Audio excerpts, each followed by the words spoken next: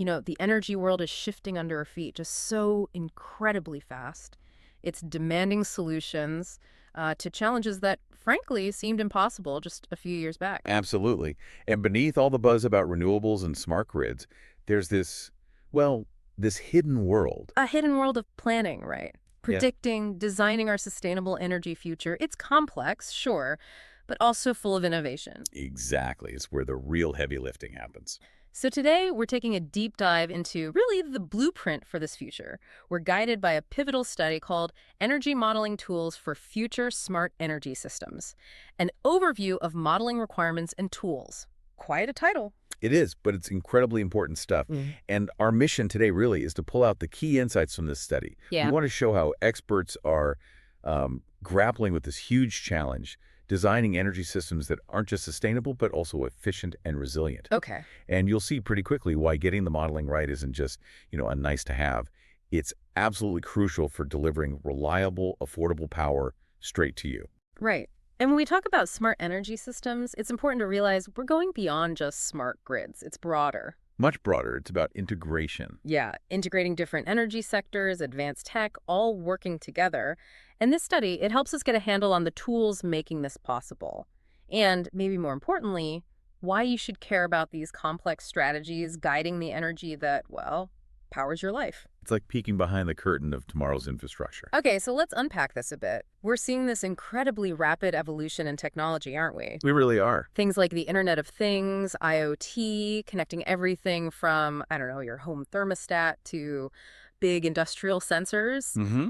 And then there's AI, machine learning, giving us predictive power, optimization, and advanced data analytics, pulling it all together. And all these innovations are basically the foundation for these smart energy systems. The big goals are, well, enhancing sustainability, getting more diverse energy sources online. And enabling something called sector coupling. Can you elaborate on that a bit?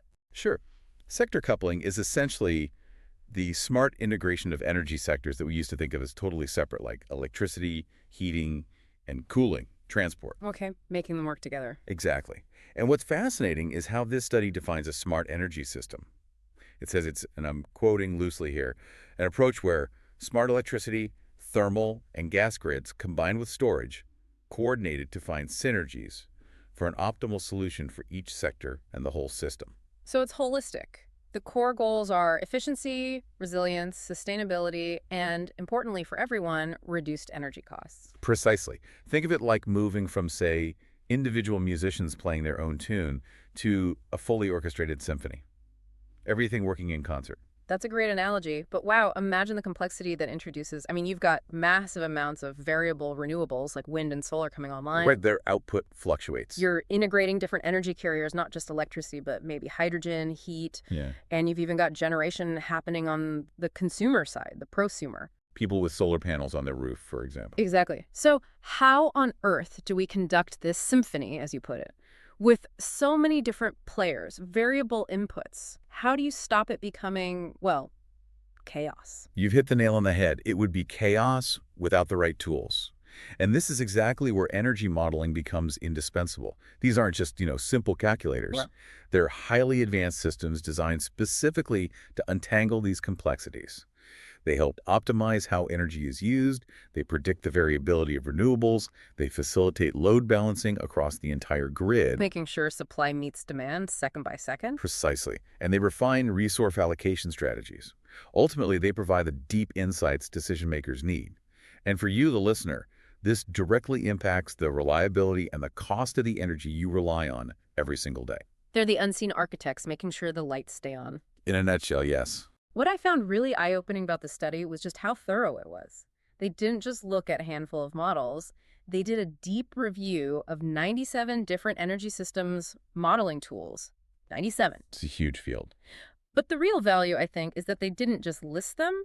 They carefully evaluated each one against specific features, specific properties, to see if they were actually suitable for these future smart energy systems. It's like a really tough job interview for software, basically. Exactly. Only the best get hired for the future grid. And the evaluation criteria were pretty comprehensive. We can maybe break down a few key ones. Yeah, let's do that. Okay, first there's simulation capability.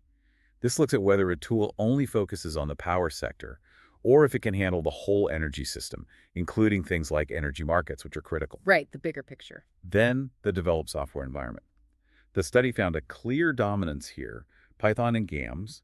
GAMS is a specialized language often used for complex mathematical optimization. Okay, so mostly Python and GAMS. That tells you something about the skills needed. It does. And here's something that really stood out to me. Open source nature. A massive 89% of these tools are open source. 89%. Wow. Yeah, that's not just a number.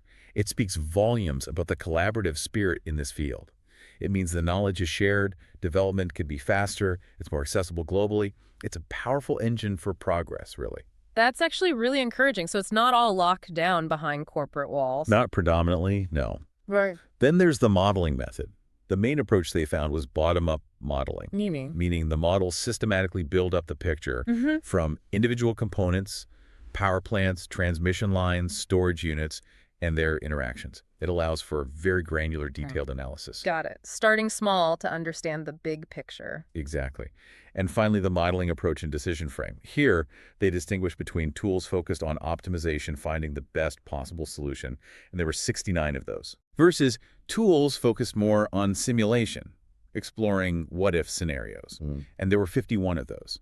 And these tools tackle different decisions, either short-term dispatch, like which power plant runs right now, Real-time or longer-term investment decisions, like where should we build the next wind farm or battery storage facility. Right, so different tools for different jobs, essentially. That's a huge amount of analysis just to categorize them. It really is. And these future smart systems, they're throwing up unique challenges, aren't they? Things current systems weren't designed for. We're talking much more variable, renewable energy, Way more. widespread use of diverse storage batteries, pumped hydro, maybe hydrogen down the line.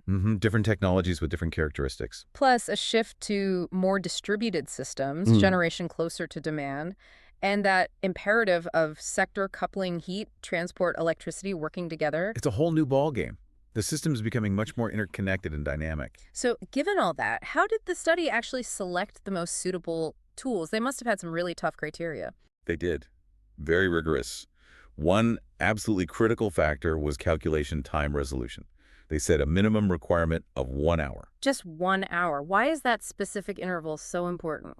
Well, think about how quickly things can change on the grid, especially with renewables. An hourly resolution allows models to capture those short-term variations, potential bottlenecks, the impact of real-time controls, anything less granular, and you miss crucial dynamics. Ah, okay. So you can see potential problems before they happen within the hour. Exactly. It's vital for reliability. You need that level of detail to manage things like ramping requirements or short-term energy imbalances. It ensures the model reflects reality closely enough to be useful for operational planning. Makes sense. What else? Another key criterion was energy carriers. The tools needed to handle multiple types of electricity, obviously, but also heat, liquid fuels like gasoline or ammonia, gases like natural gas and hydrogen, and even solid fuels like biomass. Covering the whole spectrum. Ideally, yes. Though the study did find that liquids and solids are currently a bit less represented in many tools, that's actually a gap that needs more attention. Interesting. Okay, what was the third point? Third was sectors included. The model had to be able to consider the power, heat, transport, and industrial sectors, especially energy-intensive industries, all together. Because they all interact. Ignoring one skews the picture. Completely. You can't optimize the electricity sector in isolation anymore if you're serious about things like electrifying transport or using electricity for industrial heat. You need to see the interdependencies. Right, the whole system approach again. And the last one? The last one was academic prevalence. This was kind of a quality check. To be considered, a tool had to have been referenced in more than 5 scientific papers. Ah, so it has to be recognized and used by the research community. Exactly. It's a proxy for credibility, reliability, and widespread acceptance. If a tool is being cited, it means researchers are using it, validating it, building upon it. It's like peer review for the tool itself. Okay, that makes perfect sense. So after applying all those filters, hourly resolution, multiple carriers, multiple sectors, academic proof, what did they find? What's the state of the art? Well, the overall findings painted an interesting picture. For instance, one specific institution, the German Aerospace Center, emerged as a major contributor, developing 6 of the tools that met all the criteria. Okay, significant contribution there. Definitely. And it reconfirmed that Python and GAMS are the go-to programming environments, and that bottom-up modeling is really the dominant method for tackling these complex systems. So the initial observations held up after the rigorous filtering. You did. And this whole process winnowed down the original 97 tools to a select group, just 16 energy modeling tools that really triumphed over all those tough criteria. 16. Okay, so these are the current champions, the ones deemed most capable of modeling our future energy systems. That's right. These are the ones the study identified as being up to the task. Do you want me to list them? It's quite a list. Yeah, let's hear them. It's good to know the names of these key players. Okay, here they are.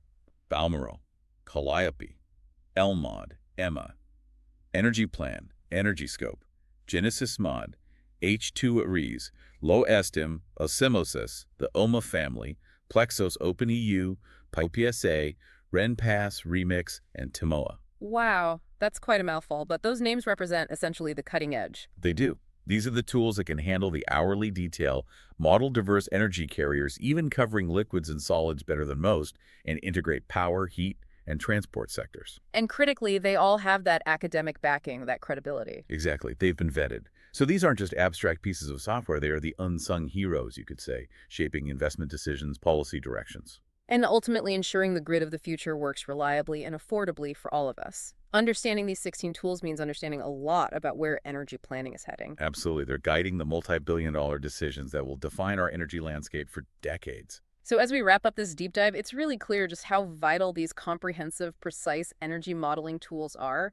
We can't build these future smart energy systems without them. Not effectively, no. And this study, Energy Modeling Tools for Future Smart Energy Systems, an overview of modeling requirements and tools, has given us a really valuable systematic way to see which tools are truly up to the job. It's the roadmap for the architects of our energy future, essentially. It is, but there's an important point the study itself brings up right at the end, in the conclusion. And it raises a critical question. Oh. What's that? Well, while these 16 tools meet all the technical criteria we discussed, the authors explicitly state that societal and nature conservation-related themes were not part of the criteria and analysis performed in this work. So the social and environmental aspects weren't factored into this specific evaluation of the tool's capabilities. Exactly, and this is a really crucial point for us all to think about. It highlights that the burdens and benefits of energy transitions aren't always shared equally. Think about where wind farms or solar plants get built, or who benefits most from lower energy costs. Right, issues of equity and environmental justice. Precisely. And also the direct impact on land, on marine ecosystems, on natural landscapes.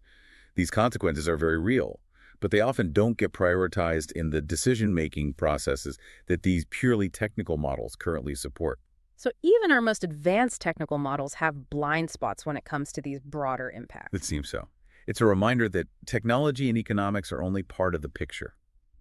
The models are incredibly powerful for optimizing the system technically, but they don't automatically capture everything that matters. That's a really powerful thought to end on. It encourages all of us, I think, to look beyond just the tech specs and the cost curves when we think about the energy transition. We need to constantly ask about those societal and environmental dimensions, the ones that even these sophisticated models might be overlooking right now. It's about ensuring the transition is not just smart, but also just and sustainable in the truest sense. Well, we hope this deep dive into energy modeling tools for future smart energy systems, an overview of modeling requirements and tools, has given you, our listeners, a clearer picture of this complex but absolutely fascinating world that's shaping our collective energy future. Thanks for joining us.